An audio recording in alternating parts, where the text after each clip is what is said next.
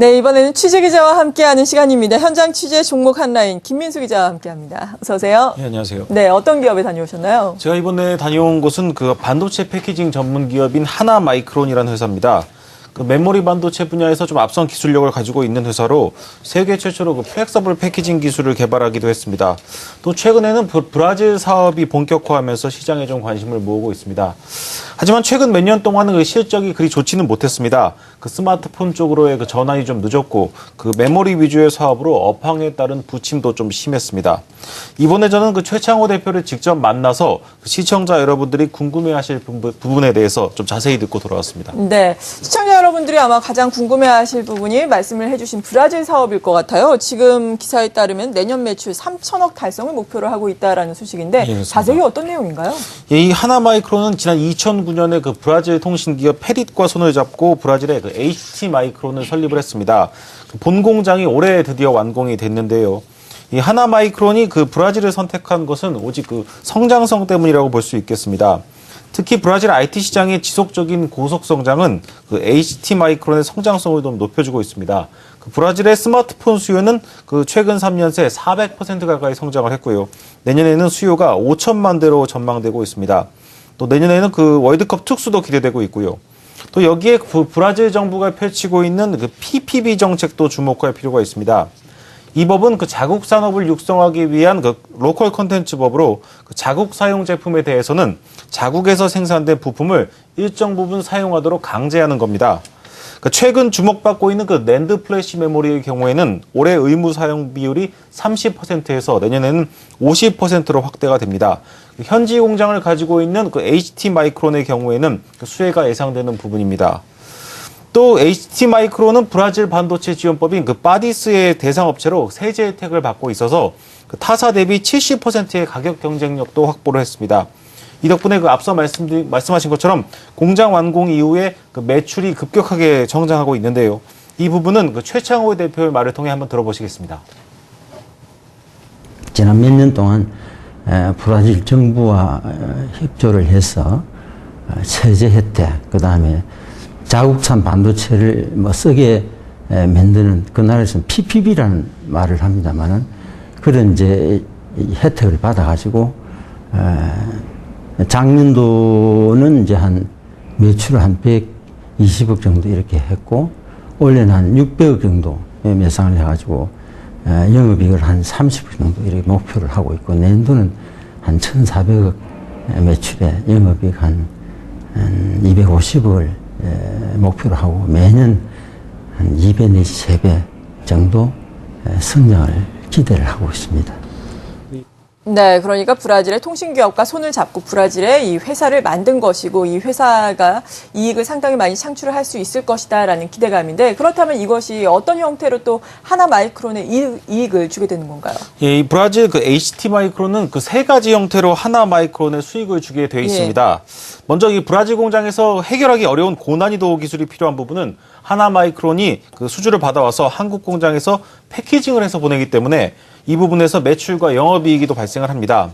또 하나마이크론이 HT 마이크론의 지분 50%를 가지고 있어 50%의 평가이익도 당연히 발생을 하고요. 또 HT 마이크론은 사실상 하나마이크론의 기술을 가지고 운영되기 때문에 매년 매출의 2%에 해당하는 로열티도 받게 됩니다. 이에 대해서도 그 최창호 대표의 말을 통해 한번 들어보시겠습니다. 이제 브라질에서는 할 수 있는 반도체 핵심 그런 기술은 우리가 이제 가공을 해가지고 거기에 보내기 때문에 그 자체가 저희 매상이 되고 거기서 한 8% 정도 영업이익이 나는 이런 구조로 되어 있습니다. 그렇기 때문에 매년 그러한 또 기술이 어려워지기 때문에 회사의 비즈니스 규모도 저희들도 2, 3배 성장할 걸로 그렇게 기대를 하고 있습니다. 저희들이 현재 50% 지분을 가지고 있기 때문에 그게 뭐 연간 300억 이익 난다면 150억은 저희 몫이 되고 또 그쪽의 매상의 한 2%는 또 로열티를 받게 되어 있습니다. 그렇기 때문에 저희들이 이제 여기서 매출을 해서 발생하는 그 영업이익과 그 다음에 현재 또 이익에 대해서 50%, 그 다음에 현재 매상의 2%의 로열티, 이 세 가지 수익원이 일어날 수가 있는 것입니다.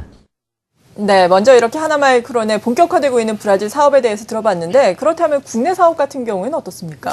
예, 앞서 말씀드렸지만 그 메모리 분야에 좀 치중돼 있어서 그동안 좀 어려움을 겪었는데요. 네. 지금 3가지 신성장 동력을 좀 준비하고 있습니다. 현재 진행 중인 것이 그 올해부터 고부가가치인 플립칩 패키지 양산이 시작됐다는 점입니다. 내년부터 좀 본격적인 그 기대가 되고 있고요. 또 많은 기대를 모으고 있는 플렉서블 패키징 분야도 내년 하반기부터 좀 본격화될 전망입니다. 이 플렉서블 패키징 기술은 하나마이크론이 세계 최초로 개발해 좀 관심을 모으기도 했습니다.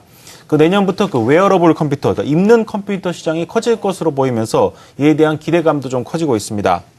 이 밖에도 그 차세대 패키징으로 주목받는 그 TSV 시장을 위해서 하나마이크론은 올해 이 분야 선도 기업인 그 EP웍스를 인수하기도 했습니다. 그 하나마이크론의 내년 사업에 대해서도 최창호 대표의 말을 한번 들어보시겠습니다. 올 4분기부터 이제 풀립칩으로 전환이 돼서 이번 달 한 600만 개 규모로 하고 내년도는 한 900만 개 규모, 뭐 1000만 개 규모로 이렇게 이제 확대를 시킬 것입니다. 또한 풀립칩 외에도 웨이퍼 레벨 패키지 사업을 내년부터는 본격화할 것이고 또 하반기부터는 저희들이 항상 말씀드린 플렉시블 패키지 사업을 본격적으로 또 할 것이고 또한 앞으로 미래의 그 TSV 기술을 개발해서 딴 회사보다도 앞선 그런 이제 기술 보유 회사로서 이제 발전하게 이렇게 노력을 하고 있습니다. 네, 이렇게 신성장 동력이 될 만한 사업군들도 있다라는 이야기를 들어봤는데 하지만 앞서서도 짚어주셨듯이 그동안은 실적이 참 좋지 않아서 주가의 흐름도 참 부진했었거든요. 네, 그렇습니다. 내년에는 본격적인 턴어라운드가 정말 가능할지 실적의 추이도 살펴보도록 할까요? 예, 지난 그 2011년 이후에 하나마이크론의 실적은 계속해서 하락세를 좀 보이고 있습니다. 지난해에는 좀 적자를 기록하기도 했고요. 그 이유는 앞서 말씀드린 것처럼 그 스마트폰 쪽으로 빠르게 사업 전환을 못하는 것이 한 이유고요. 또 메모리 쪽의 사업이 집중돼서 업황에 따른 영향을 좀 크게 받았습니다. 또 의욕적으로 준비했던 그 시스템 LSI 분야의 성장이 예상보다 더딘 것도 어려움을 줬습니다. 하지만 그 앞서 설명드린 것처럼 뭐 신성장 동력, 브라질 사업 등으로 내년에는 본격적인 그 턴어라운드가 기대되고 있습니다. 이 마지막으로 최창호 대표가 투자자 여러분께 전한 말을 들어보시겠습니다. 단순한 임가공을 하는 회사에서 앞으로 이제 시스템을 판매하는 그런 회사로서 이제 변신이 되는 그런 원년이 내년도부터 될 것 같습니다. 그렇기 때문에 투자가 여러분들이 이제 그동안 참고 많이 기다리시는데 지금부터는 좋은 그 기대를 하셔도 좋을 것 같습니다. 네, 이러한 기대감이 정말 현실이 됐는지 지켜봐야 되겠습니다. 하나마이크론에 대해서 오늘 이 시간 알아봤고요. 함께해 주신 분은 김민수 기자였습니다. 수고하셨습니다.